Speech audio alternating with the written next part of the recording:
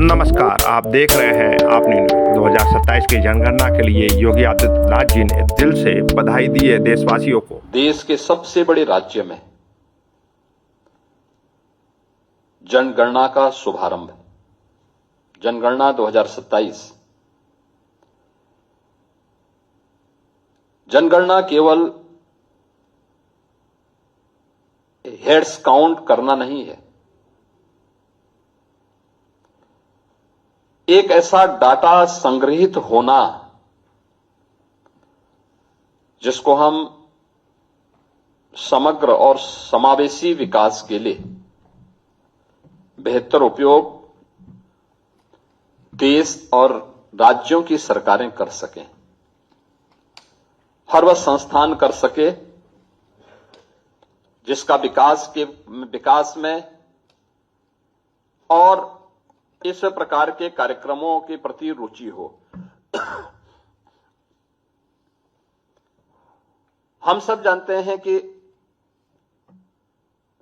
वर्तमान का युग जो डाटा केंद्रित ही है, या प्राचीन काल से जब लोग इस अभियान को प्रारंभ किए होंगे,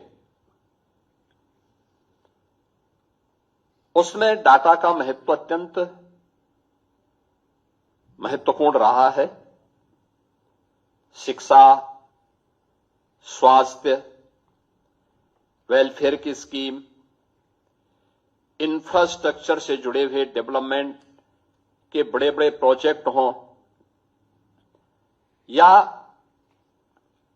समाज के उस अंतिम पायदान पर बैठे हुए व्यक्ति को जिसकी वॉइस नहीं थी, लेकिन उसको हमने जनगणना के माध्यम से काउंट करके लोकल प्रशासन का, शासन का ध्यान आकर्षित करने का जो प्रयास प्रारंभ किया, वह एक सर्वसमावेशी विकास की आधारशिला बनती है।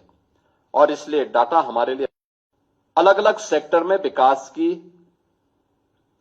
उन योजनाओं को बनाने और उसको बेहतर तरीके से क्रियान्वित भी कर सकें। महत्वपूर्ण यह है कि डाटा सही हो, ससमय हो, रियल टाइम डाटा समग्र विकास की एक महत्वपूर्ण कड़ी होती है। और उस रियल टाइम डाटा के लिए पहली बार देश के अंदर डिजिटल सेंसस की भी कार्यक्रम का शुभारंभ आदरणीय प्रधानमंत्री जी ने किया है। स्वगणना भी इसमें शामिल की गई है। और मुझे प्रसन्नता है कि देश की सबसे बड़ी आबादी के राज्य उत्तर प्रदेश में आज इसको शुभारंभ करते हुए मुझे यह गौरव प्राप्त हुआ है कि मैं आज इसका शुभारंभ करने जा रहा हूं। अगर मैं भारत की जनगणना 2027 के इन आंकड़ों को देखता हूं, तो हम लोग इस बात को देख सकते हैं कि पहले चरण में प्रत्येक व्यक्ति यानी मकानों की सूचीकरण और मकानों की गणना, यह 22 मई से लेकर के 30 जून के बीच यह होना है, और आज से लेकर 21 मई तक यह स्वगणना होनी है। द्वितीय चरण में प्रत्येक व्यक्ति की गणना, उसकी जाति सहित सही डाटा हमारे पास आ जाएगा। कहां पे किस जाति से जुड़े हुए कौन लोग कहां पर हैं, अनुसूचित जाति का है, जनजाति का है, पिछड़ी जाति का है, अल्पसंख्यक समुदाय के हैं, किस समुदाय से जुड़े हुए लोग कहां पर किस रूप में रह रहे हैं, वह कार्य यहां पर फिर 9 फरवरी से लेकर 28 फरवरी 27 तक 20 दिन का, और फिर 1 मार्च से लेकर के 5 मार्च तक इसके पुनरीक्षण का कार्य 5 दिन का अतिरिक्त वहां पर होना है। उत्तर प्रदेश की दृष्टि से अगर आप देखेंगे तो वर्तमान में राज्य की जो अनुमानित संख्या है, मुझे लगता है कि खन्ना जी भी उससे चौंकेंगे। कि उनके स्तर पर जो योजना बनाई जाती है वित्त का नियोजन के बारे में, अब उनको भी इसके बारे में सोचना होगा। अनुमानित है कि यूपी की आबादी 25 करोड़ 70 लाख के आसपास होगी नई जनगणना के आंकड़ों के अनुसार, जिसमें हमारे पास 18 डिविजनल हेडक्वार्टर हैं यानी मंडल मुख्यालय हैं, 75 जनपद हैं, 350 तहसीलें हैं, 17 नगर निगम हैं। नगर निगम 5 लाख की आबादी से लेकर के 70 लाख की आबादी के अर्बन बॉडीज, 745 अन्य हमारी अर्बन बॉडीज हैं यानी नगर पालिका परिषद और नगर पंचायत, 21 छावनी परिषद हैं। ये हमारे पास वर्तमान में हैं और साथ साथ 57,694 ग्राम पंचायतों, जिनके माध्यम से 1,04,000 राजस्व गांव उसमें निहित हैं। ये इसमें हमने पहली बार इस जनगणना में वन्य गांव भी शामिल हो पाएंगे, यानी स्वतंत्र भारत में जिन्हें कभी मान्यता नहीं मिली, आज डबल इंजन की सरकार उसको मान्यता दी है और जनगणना का वे पार्ट बनेंगे। इसके साथ ही यानी ये सभी समस्त विशेष चार्ज यथा यानी जिसमें हमारे पैरामिलिट्री है, मिलिट्री है, जेल है, ये सभी इसके साथ जुड़ेंगे।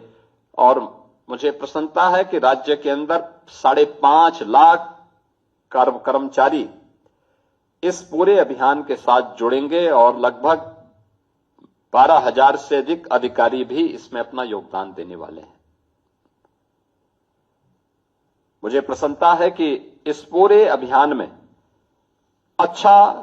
काफी अच्छा होमवर्क इसके साथ किया गया है और खासतौर पर जो चीजें हम लोग यहां पर देखते हैं कि प्रशिक्षण का कार्यक्रम, इसमें इन सभी कार्मिकों का प्रशिक्षण का कार्यक्रम 2 चरणों में यहां पर पहले ही संपन्न हो चुका है। मास्टर ट्रेनर भी 285 बना करके विभिन्न जनपदों में तैनात किए गए हैं।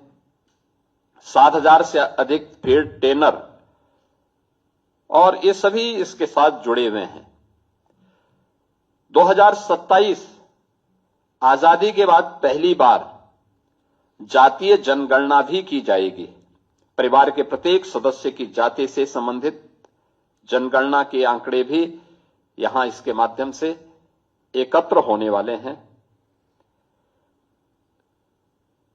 2027 की जो जनगणना है, इसमें वर्ष 1872 से प्रारंभ होने के बाद यह देश की 16वीं और आजादी के बाद की यह 8वीं जनगणना होगी। पहली यानी भारत की जो पहली जनगणना है जो डिजिटल जनगणना होने जा रही है। ऑनलाइन पर्यवेक्षण का भी और अनुश्रवण का भी कार्य इसके माध्यम से इसके लिए व्यवस्था बनाई गई है। स्वगणना, जिसमें आज से लेकर के 21 मई तक ये स्वगणना का कार्यक्रम इसके माध्यम से विशेष रूप से इसकी व्यवस्था की गई है। बेघर लोगों की भी गणना यानी 28 फरवरी 2027 को सूर्यास्त के बाद पूरे देश में एक साथ बेघर लोगों की भी गणना की जाएगी। एक बड़ा अभियान होगा। जनगणना के दौरान उच्च स्तर से जनप्रतिनिधियों और समाज के विशिष्ट जनों के लिए जनगणना का कार्य में सहयोग अत्यंत महत्वपूर्ण है। और जनगणना का जो प्री टेस्ट है, ये मिहीपुरवा और अनूप शहर, ये प्रयागराज में और अनूप शहर में, बुलंदशहर में ये सफलतापूर्वक यहां पर ये संपन्न की जा चुकी है। मेरा आज के अवसर पर पूरे प्रदेश वासियों से अपील होगी, ये केवल हमें उस जनगणना का पार्ट ही नहीं बनना, ये हमारा राष्ट्रीय कर्तव्य भी है। राष्ट्र की योजनाओं के नियोजन और उनके क्रियान्वयन का यह हमारे लिए एक सशक्त माध्यम भी है। और इस पूरे अभियान के साथ जुड़ करके हम अपने राष्ट्रीय कर्तव्यों का निर्वहन इस जनगणना के माध्यम से करें। जो भी जनगणना निदेशालय के द्वारा स्थानीय प्रशासन और इस पूरे अभियान के साथ जुड़े हुए कार्मिकों के साथ मिलकर के जो अभियान प्रारंभ किया गया है, आम जनमानस की भागीदारी भी उसमें उतनी ही महत्वपूर्ण है। वे सभी लोग सजग हों, सचेत हों और प्रभावी ढंग से इस पूरे अभियान का हिस्सा बने। प्रयास होना चाहिए कि एक व्यक्ति अपनी जनगणना एक ही जगह करवाए, 10 जगह नहीं। अनावश्यक रूप से कोई भी उसमें गलत तथ्यों का समावेश न हो। सही तथ्य और सही जानकारी हमें वास्तव में राष्ट्र के प्रति हमारे उत्तरदायित्वों के निर्वहन के प्रति एक नागरिक कर्तव्य के रूप में हमें हमारी जिम्मेदारियों का एहसास कराएगा और हमें उसका पार्ट बनना है। और इसलिए मैं जनगणना 2027 के शुभारंभ के अवसर पर पूरे प्रदेशवासियों को हृदय से बधाई देता हूं और विश्वास करता हूं कि हमारा हर प्रदेशवासी इस अभियान का हिस्सा बनेगा, ससमय बनेगा और प्रदेश के जनगणना निदेशालय के द्वारा समय समय पर जिस भी प्रकार के निर्देश जारी किए जाएंगे, जिस भी प्रकार का आग्रह किया जाएगा, उसका वे सभी लोग पालन करेंगे। मैं एक बार फिर से जनगणना, उत्तर प्रदेश की जनगणना के निदेशक और उनके पूरी टीम के लोगों को इस पूरे अभियान के प्रति अपनी शुभकामनाएं देता हूं। धन्यवाद। जय हिंद।